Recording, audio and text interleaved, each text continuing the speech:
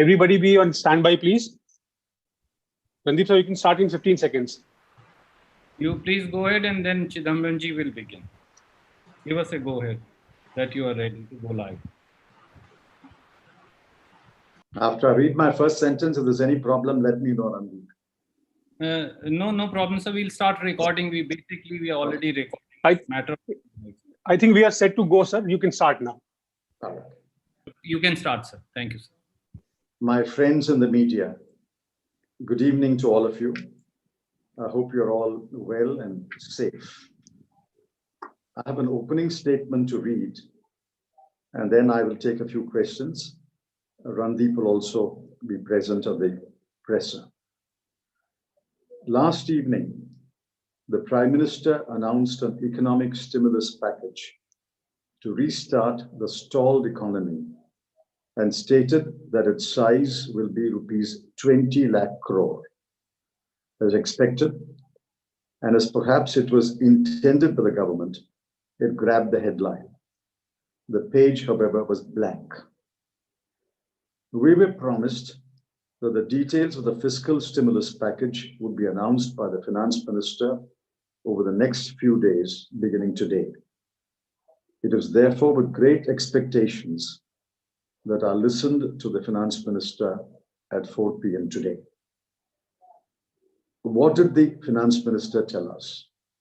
One, that there will be a collateral-free loan program to 45 lakh MSMEs, backed by a credit guarantee fund of rupees 3 lakh crore, and some other measures, including rupees 20,000 crore subordinate debt and rupees 10,000 crore equity fund. Two, so the government will extend rupees 2,500 crore liquidity support to EPF contributions. Three, so the government will give credit guarantee for NBFCs investing in debt instruments of MSMEs, housing finance corporations, and MFIs for rupees 30,000 crore. Four, that the liquidity will be provided to generating companies and discoms.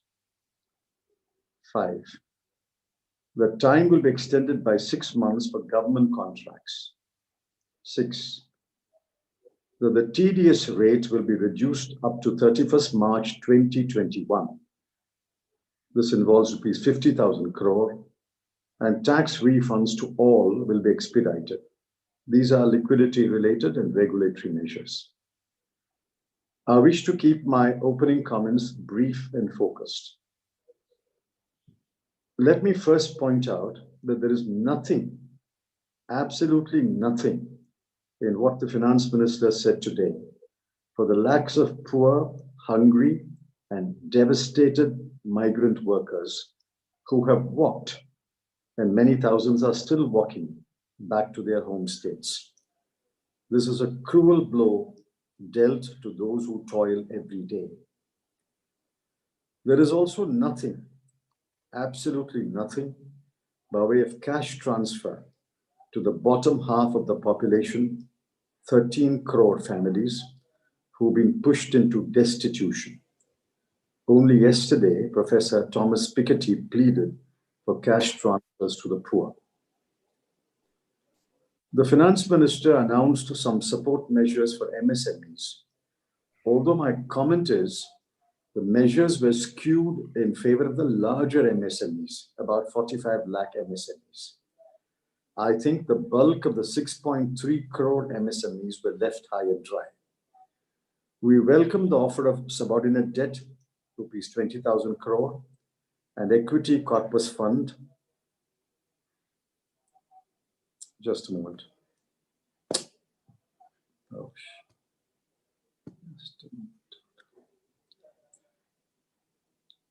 just a moment. I've got it now.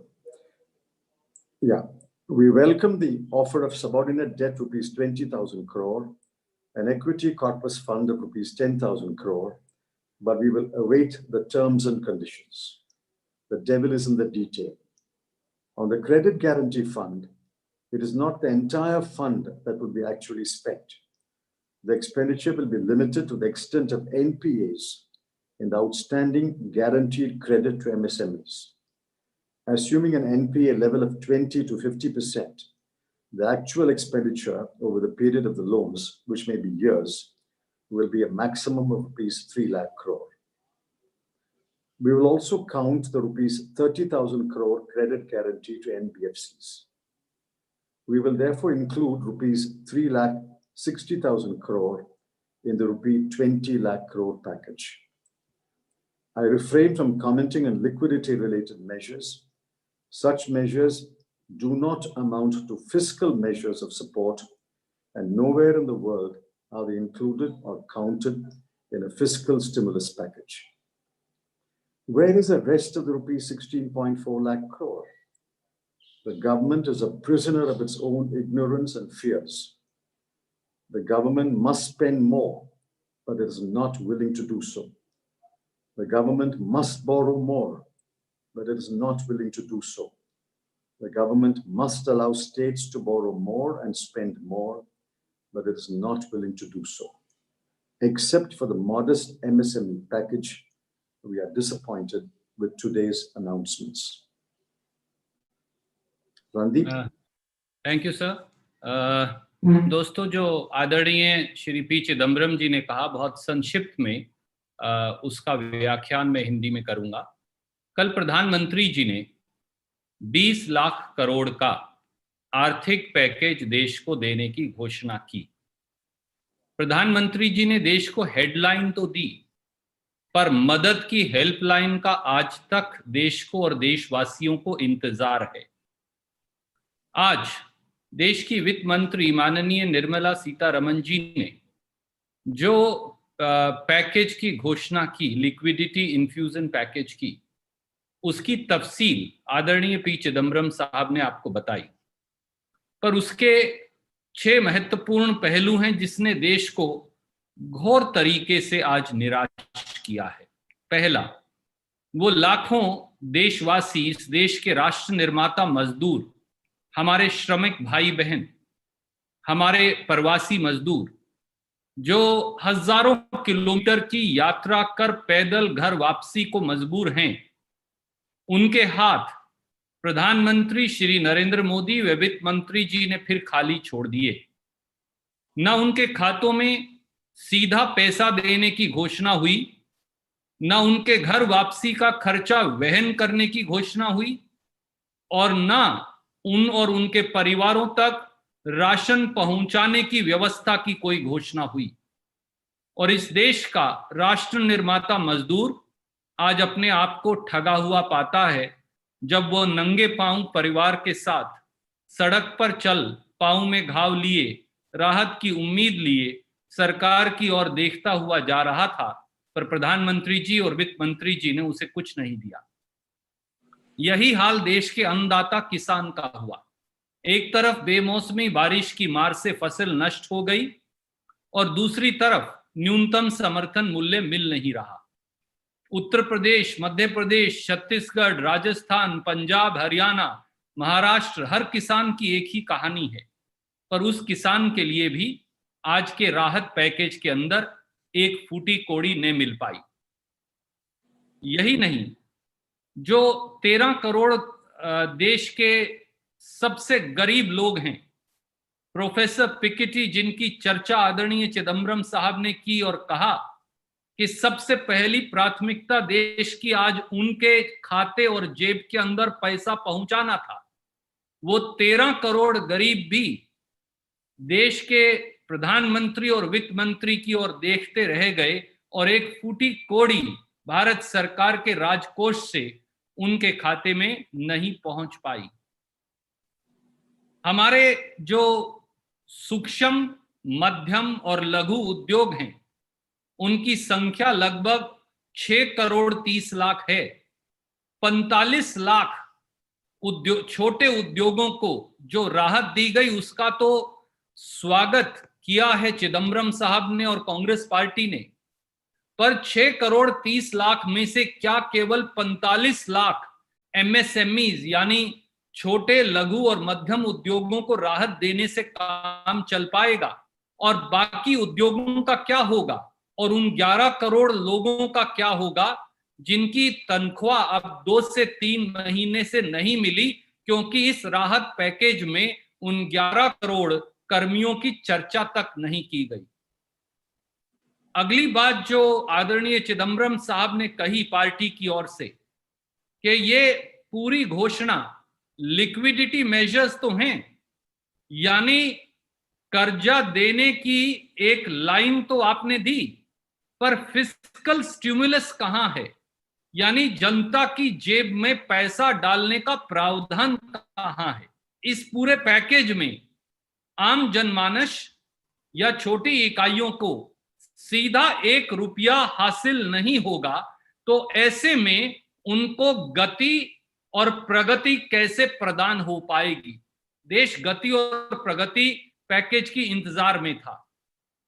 इस सारे package को मिलाकर जैसा चिदम्बरम साहब ने बताया, ये लगभग 3,60,3,70,000 करोड़ का लिक्विडिटी इन्फ्यूजन पैकेज है, फिस्कल स्टिमुलस पैकेज है ही नहीं।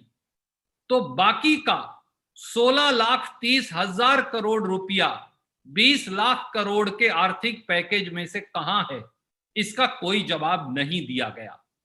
स्वाभाविक तौर से देश का गरीब, देश का श्रमिक, देश का कामगार, देश का किसान, देश का मध्यम वर्गीय व्यक्ति, देश के नौकरी पेशा लोग और देश के एमएसएमई उद्योग, वो सब आज अपने आप को इस घोषणा को सुनकर निराशा के माहौल में पा रहे हैं। एक बार फिर मोदी सरकार ने देश के साधारण व्यक्ति को घोर तरीके से निराश किया है। धन्यवाद। आप कोई प्रश्न पूछना चाहें तो चिदम्बरम साहब से पूछ सकते हैं। पहला request sir, it is from Anand Patel from headlines today. Anand, please come in. It's India Today, Pranavji, now. Sorry, I'm so sorry. Sorry. All right. Yeah. So my question is about the 4 L's which the Prime Minister spelled out yesterday, sir. He said that the land, liquidity, labor, and laws will be forming the core of the stimulus package. We've already seen some kind of movement in terms of the labor reforms in states like UP, MP, Gujarat, and also Tripura is being talked about. Do you think that it has already started the kind of labor reforms which the Prime Minister was talking about? And do you think the timing is correct at a time when the migrant laborers are suffering so much? Yeah. Now, nothing in today's announcement touches upon labor, land, except to some extent on liquidity. Now, as far as labor reforms, so-called labor reforms announced by UP, Madhya Pradesh, the BJP-ruled states, I want to point out that the Bharatiya Mazdoor Sangh is opposed it. These are laws on the concurrent list, and they cannot be implemented without the concurrence of the central government.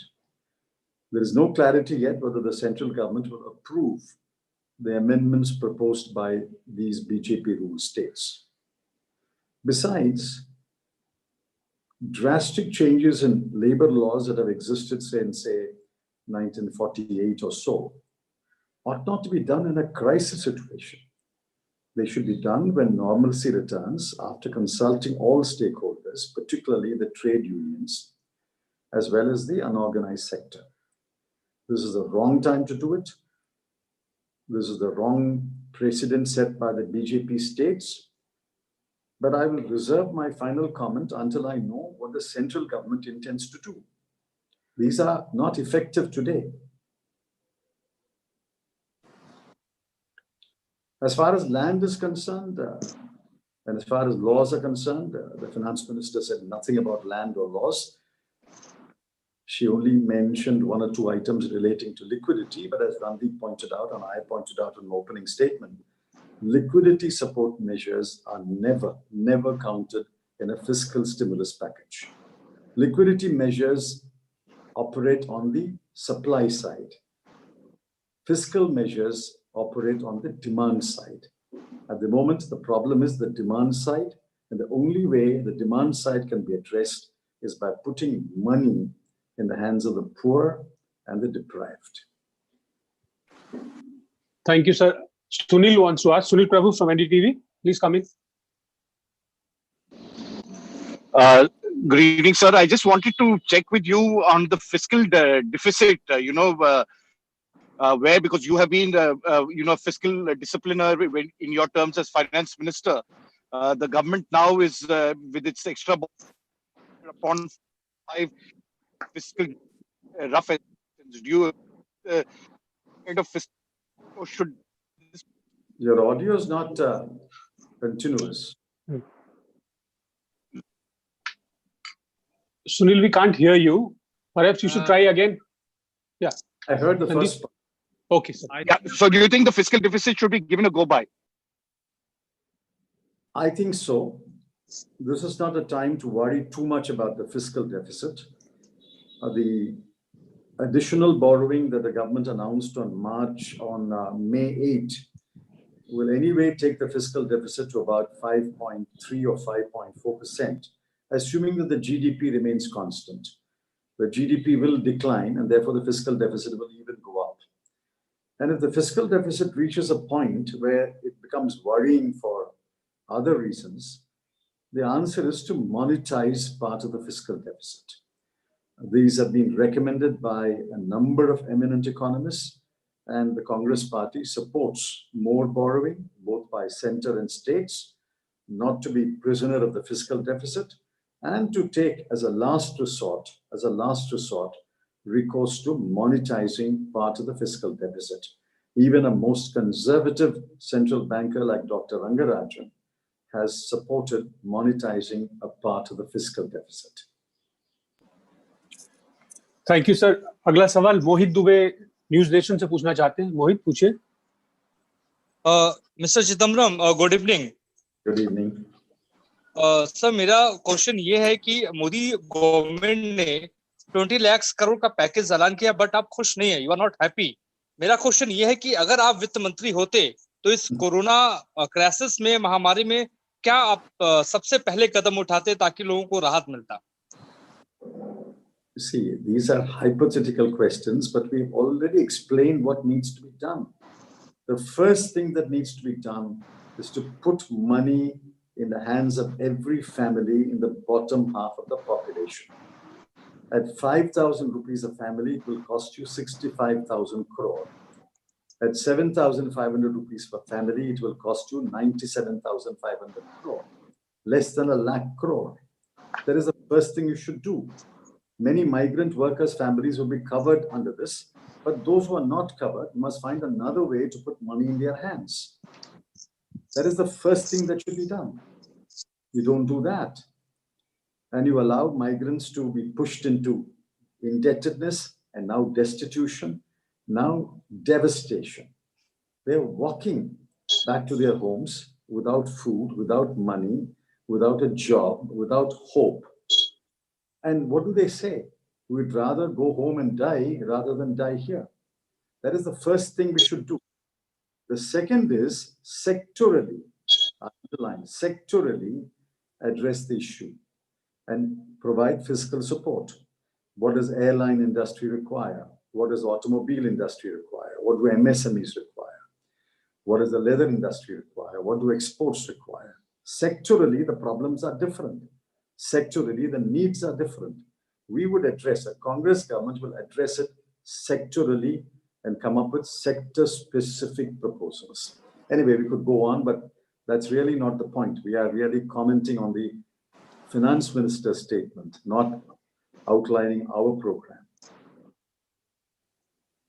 We will move to the next question. Samya from Times Now wants to ask, is it on suo motu, Samya? Yes, sir. Sir, Okay, go ahead.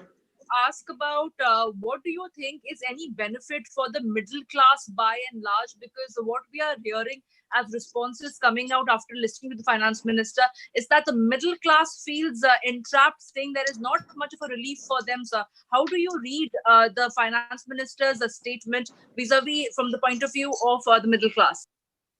There is nothing in today's announcement for the middle class.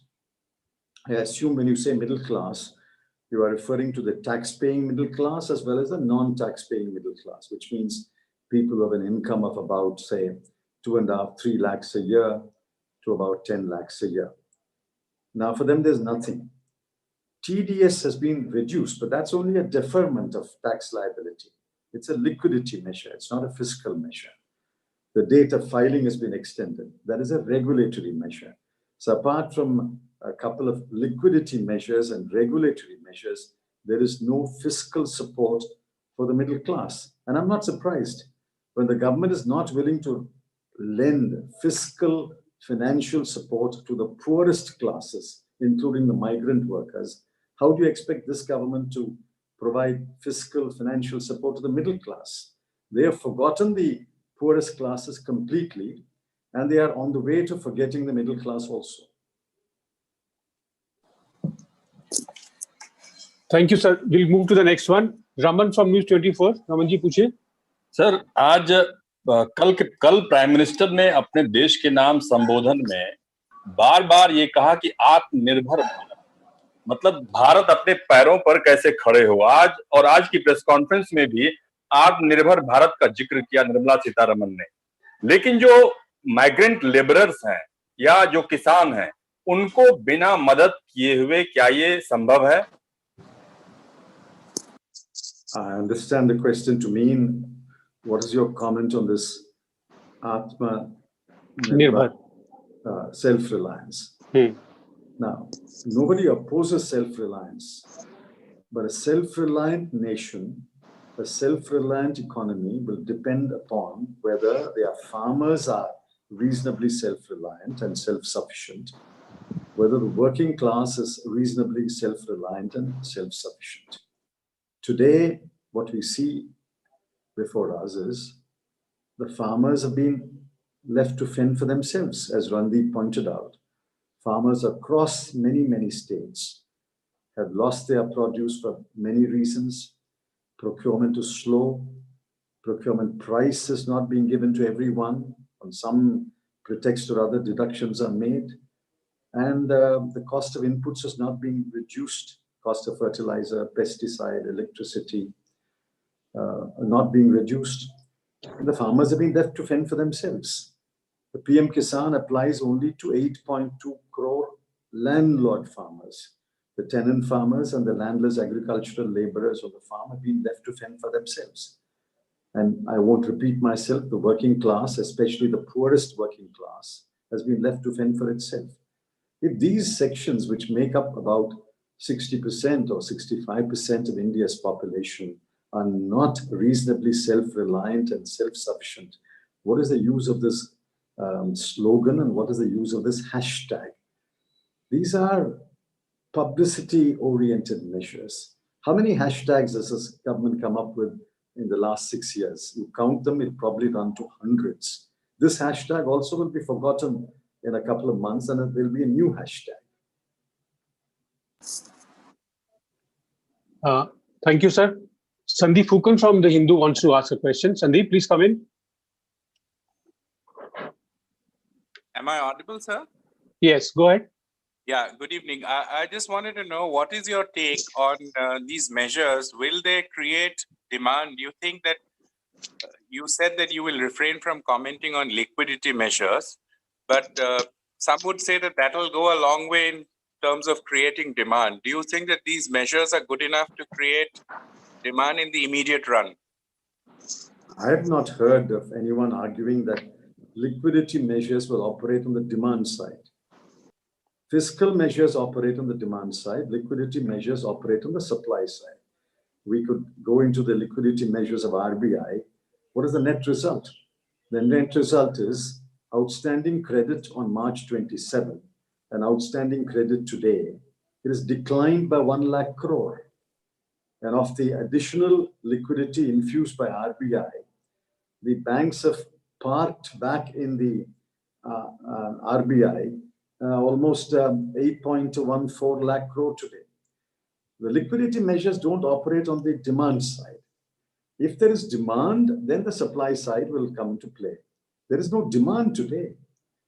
Therefore, fiscal measures alone will operate on the demand side. And as I've said, except for the modest package of MSMEs, which really applies only to about 45 lakh MSMEs and leaves out the bulk of the 6.3 crore MSMEs, I don't find anything in this package today that will stimulate the demand side of the economy. Thank you, sir. Next question, Mosmi wants to ask from AICC. Mosmi, please come in. Sir, can you hear me? Yes, I can.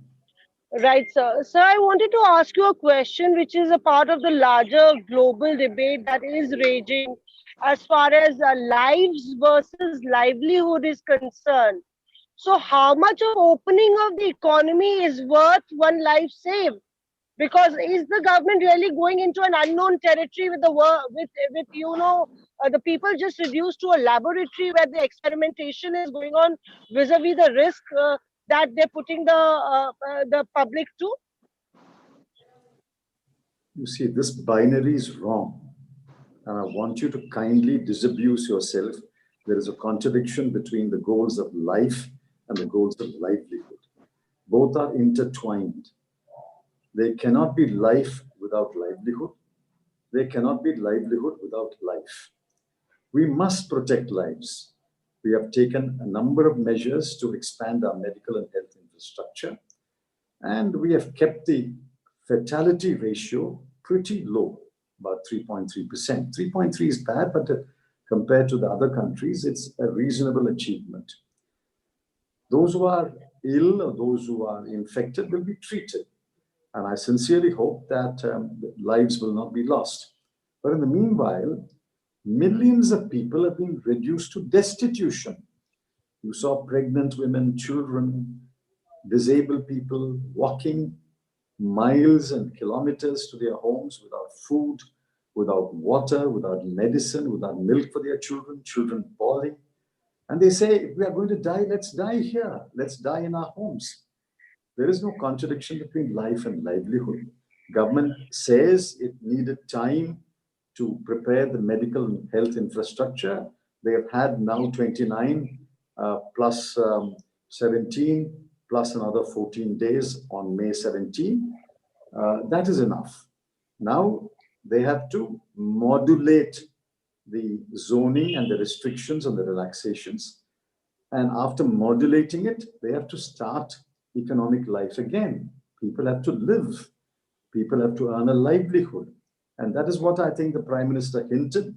I don't want to anticipate what lockdown 4.0 will be like, but I do sincerely hope that they will take the Congress Party's advice and say that while the broad contours will be laid down by the central government, the actual restrictions and the actual relaxations will be decided by the state governments.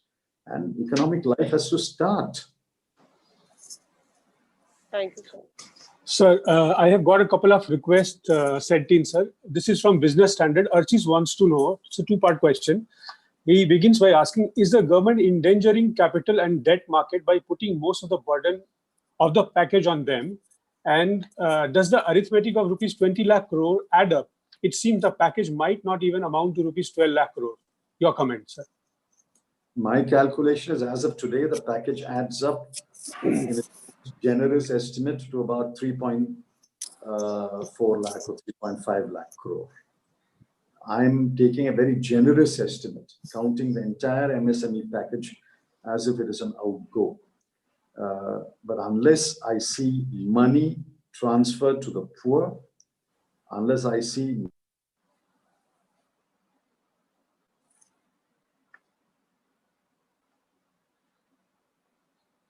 I think the connection has dropped. Yeah. Well, Got disconnected. No problem. We will wait, but I'll take the question in the meanwhile. Can you please repeat the question, and I'll carry forward the question from where Chidambaram Saab left. Ji, sir. Yeah, He's he's here. coming, sir. Yes, sir. Yeah, you can go ahead, sir. It just dropped. Can you hear me now? Yes, sir, we can. hear. Go ahead, sir. Yeah. Is there any other question, or have I completed the answer to your question, or do you want anything more? I think we are good. Please ask the next question. Yes, we'll move to the next question, sir. This is from Outlook. Nicholas wants to ask this, that the finance minister repeatedly stressed on the earlier 1.7 lakh crore Garib Kalyan package to say cash transfer, ration, cylinder, etc. have been made to the poor. We continue to see lakhs of migrants. We continue to see lakhs of migrants stranded without food or money. Is the government refusing to even acknowledge that there is an ongoing nearly 50-day-long migrant crisis in this country? Yes, government is refusing to acknowledge there is a huge humanitarian crisis, something which India has not seen since 1948. This is the biggest human and humanitarian crisis that India has faced. Government refuses to acknowledge it. Now, for some reason, and I'm willing to give the benefit of doubt to the FM. FM did not include the 1.7 lakh crore package in the 20 lakh crore. She mentioned it in her prefatory statements. I hope she doesn't include it. If she includes it, that will become a subject of another debate. As I pointed out earlier, the 1.7 lakh crore is actually worth only 1 lakh crore. 60,000 rupees and crore rupees in terms of cash transfer, and 40,000 crore rupees in terms of grain transfer. That's effectively worth only 1 lakh crore. If she wants to include it in the 20 lakh, we can include it. But I sincerely hope she won't. Thank you, sir. Niyamika wanted to ask a question. Back onto the floor. Niyamika, please come in. Good evening, sir. In today's press conference, FM has changed the definition for MSMEs and also raised the investment limit for these. While applauding for the move, Union Minister Nitin Gadkari has said that the foundation has been laid for new MSME sector at the core of our future self-reliant economy. Your comments over that, sir, do you believe that these measures announced are sufficient enough to empower MSME sector which are got adversely affected by this pandemic? MSME definitions were long overdue to be changed. These have been in the works for several years. So broadly, I welcome the change of definition of MSMEs, but I have to read the fine print on the details before we finally conclude whether it is largely beneficial or there are some glitches. But I broadly welcome the liberalization of the limits of MSMEs because having regard to the passage of time and inflation and scale and the terms of production today, the MSME definitions deserve to be changed. Preeti from Sahara TV wanted to ask a question. Preeti, please ask me.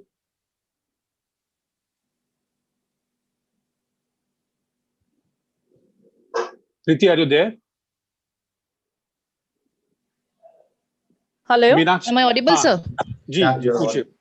Yeah, sir, the finance minister basically gave relaxation to all constructions ongoing, be it the government ones or the private ones controlled by RERA.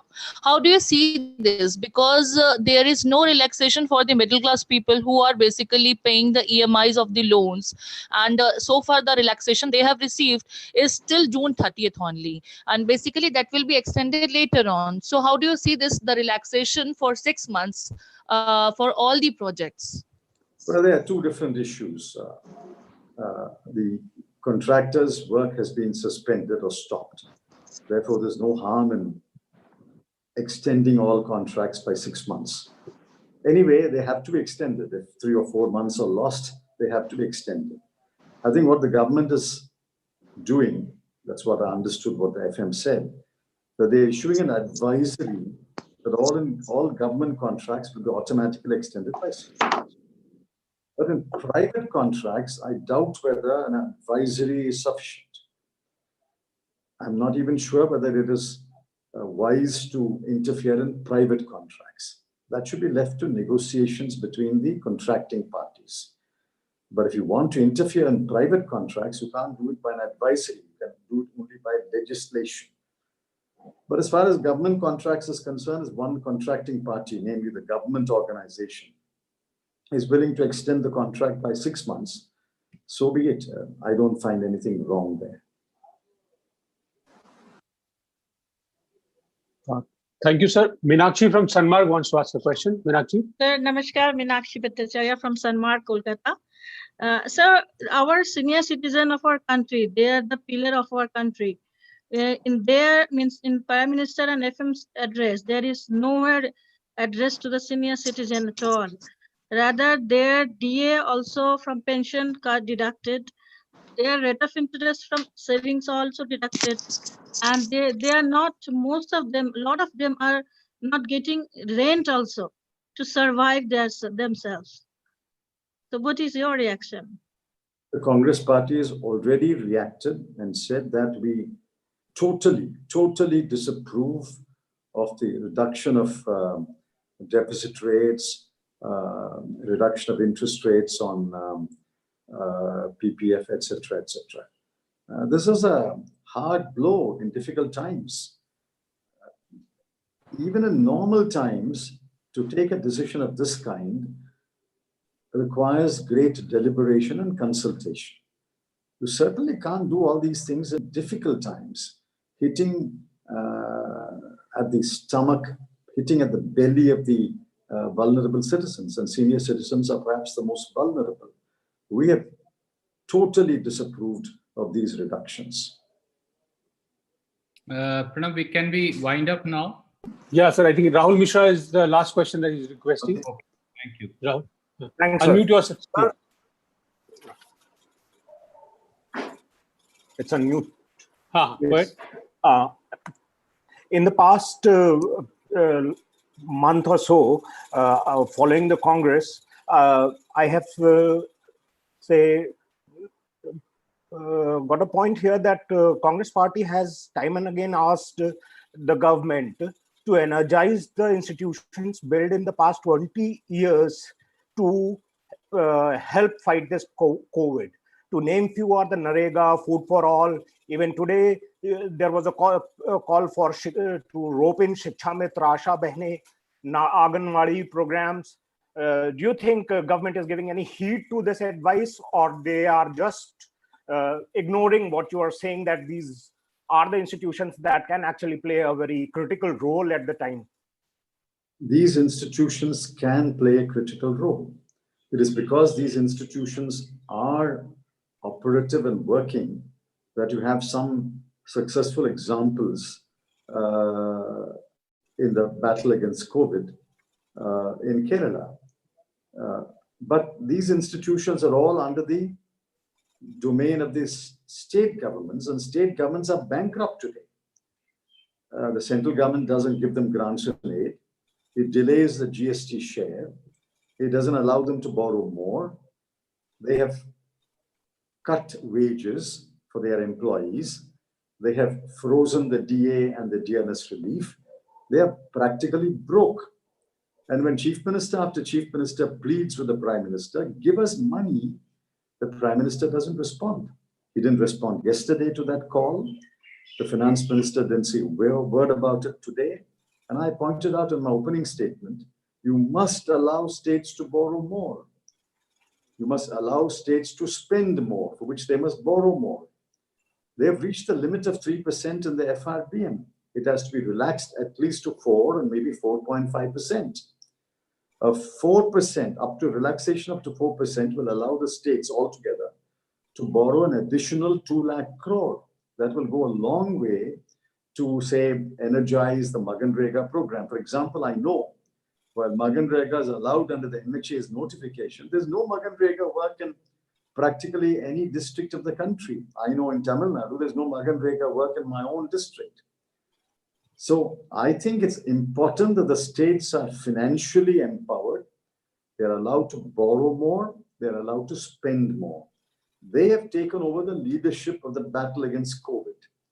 And the leaders in the battle must be empowered, especially financially empowered. Thank you. Sir, another request which has come in writing, a friend from Go News, Ajay, wants to ask, PM spoke about vocal versus local. Is it shift of strategy in post-COVID era? Is wants your reaction, sir? These are plays of word, and I compliment the PM on playing on the words vocal and local. Obviously, if locally manufactured goods is of acceptable quality and good quality, available at a reasonable price, people will patronize the local product. There are many, many products in India which may bear foreign brand names, but they are 100% local products. The ingredients are local, the manufacturing is local, the workers are local, the capital is also local. Just because it bears a foreign brand name like Colgate or Horlicks, it doesn't become a foreign product. It is still a local product. Therefore, people are buying Colgate, people are buying Horlicks, people are buying Vicks. So why do you say that we are not patronizing local products at all? We are patronizing local products. Don't mix up the foreign sounding brand name with the fact that the products are entirely local. Thank you, sir. Radeep, sir, I still see requests coming in. Log sab second round of सवाल पूछना चाह रहे हैं. I think Chidambaram Saab has extensively dealt with various facets. Of course, our friends have lots of questions. I'm sure we'll say a whole lot of other things, and Chidambaram Saab and the Congress party is here to answer all your questions. I take this opportunity to thank the former finance minister and the senior leader of the party, Shri P. Chidambaram, for being here and addressing this press conference on such a short notice, and showing the mirror of truth to a party of acronyms which wants to run the country not based on sound fiscal stimulus, but based on a set of acronyms which can never be true. Thank you, sir, and thank you to all our journalist friends. Thank you, all of you. Thank you, sir. Thank you, everybody.